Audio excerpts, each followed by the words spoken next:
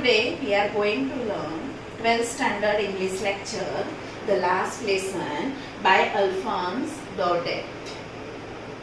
The story of the last lesson is set in the days of Franco-Prussian War. France was defeated by Prussia. At the time, French district, Alsace and Lorraine had gone into the hand of Prussia. At the time, this Prussia decided that instead of French, German will be taught in these two districts. Now in this chapter, we have to see the impact of it in these two districts. The two main characters are Franz, a schoolboy, and M. Hamel, a teacher of French. Here, Franz started for the school, but he is getting late. And when he started for the school, at the time, he has some fear in his heart. Because yesterday, M. Hamel had asked him to memorize the participle and to speak before the class. As he is not prepared, as he was not prepared properly, he was afraid, he had the fear in his heart. When he was passing,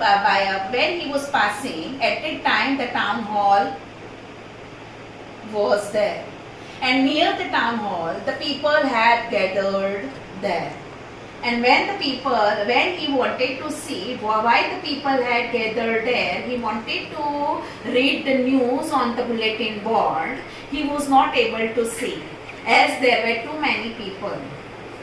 At the time, Washer, the blacksmith, told him that there is not much main news in that, and so he can go to his school at his own time. But he wanted to reach the school in time, and that's why he ran. And he reached the school. And when he reached the school, at that time, usually the scenario of the school is there. And how is the scenario of the school? The students are making noise, there is hustle and bustle, the teacher is rapping the scale on the table. Such type of commotion is there in the school. But today, when he reached the school, at that time, there was no commotion. It was silent, it was quiet, like the Sunday morning. And that's why he thought that what is there in the school. He peeped through the window into the class. And when he peeped through the window into the class, he saw that the students were sitting on the bench. And Hamel was walking up and down into the room. When he reached up to the door of the classroom, he saw M. Hamel saw him, and M. Hamel welcomed him in a very polite voice. And Hamel told him that if he was late, then also he was going to teach the students. And after that, when he reached to his place, he saw that M. Hamel had put on the new clothes. Usually M. Hamel was putting on new clothes at the time of inspection. But today he had put on new clothes. He was thinking why M. Hamel had put on new clothes. Then he saw Franz looked back. When he looked back, at the time he saw that the villagers were sitting on the last bench. And among them, there were old usher, the former mayor, and the postmaster, and other villagers were sitting. He thought why they were all sitting on the last bench. But then M. Hamel stood up and he began to give his speech. And when he was giving his speech, he informed the student that now onwards they were not going to learn French. From the next day, they were going to learn German. And that's why they were going to learn the last chapter of in the language French.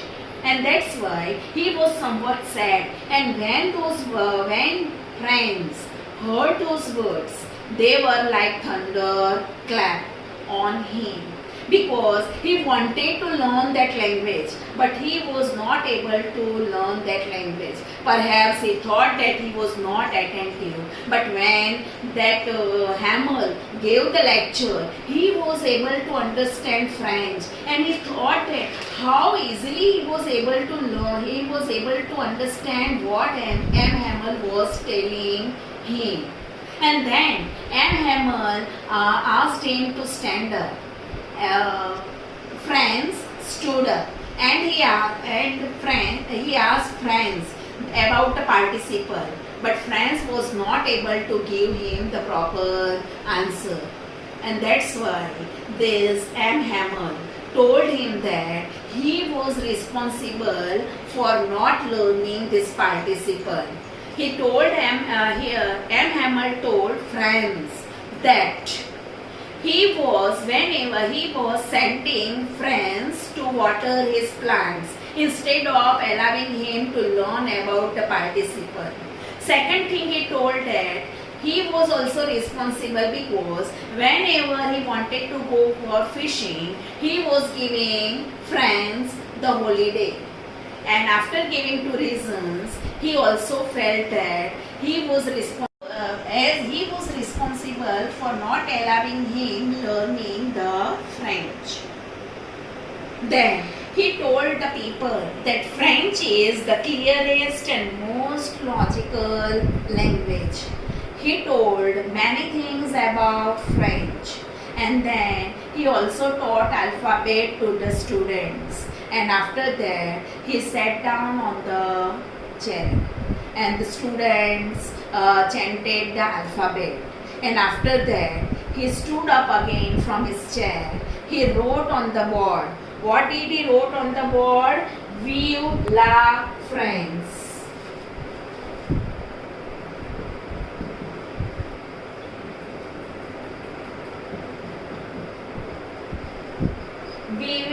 Vive la France means long live France.